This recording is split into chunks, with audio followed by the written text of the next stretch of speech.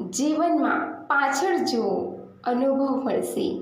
જીવનમાં આગળ જુઓ, આશા મળશે. આજુબાજુ જુઓ, સત્ય મળશે. પોતાની અંદર જુઓ તો આત્મવિશ્વાસ મળશે. સવાલ નંબર 1.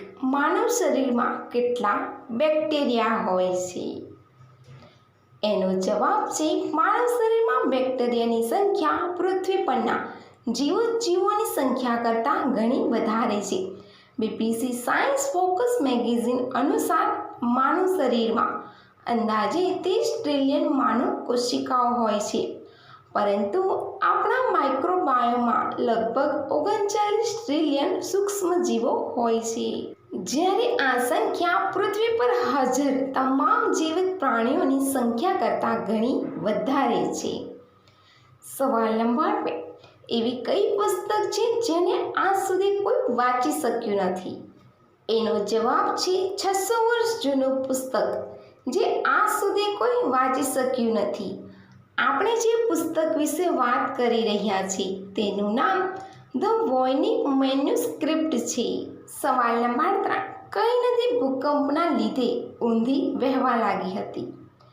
એનો જવાબ છે 16 ડિસેમ્બર 1811ના રોજ આવેલા ભૂકંપને કારણે મિસિસિપી નદી ઊંધી દિશામાં વહેવા લાગી. ભૂકંપ એટલો શક્તિશાળી હતો કે તેણે નદીના પ્રવાહને થોડા સમય માટે બદલી નાખ્યો. સવાલ નંબર 4. એવો કયો ટાપુ છે જે વીજળી સૌર ઉર્જાથી પ્રાપ્ત કરે છે? એનો જવાબ છે ટોકેલાઓ. એક એવો ટાપુ છે જે તેની બધી વીજળી સૌર ઉર્જામાંથી મેળવે છે.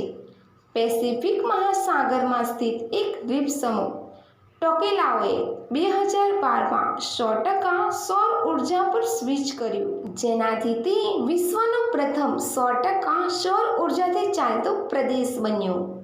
સવાલ નંબર 5. કેટલી સાઈઝ જોઈને આકર્ષિત થાય છે? એનો જવાબ છે મોટી સાઈઝના.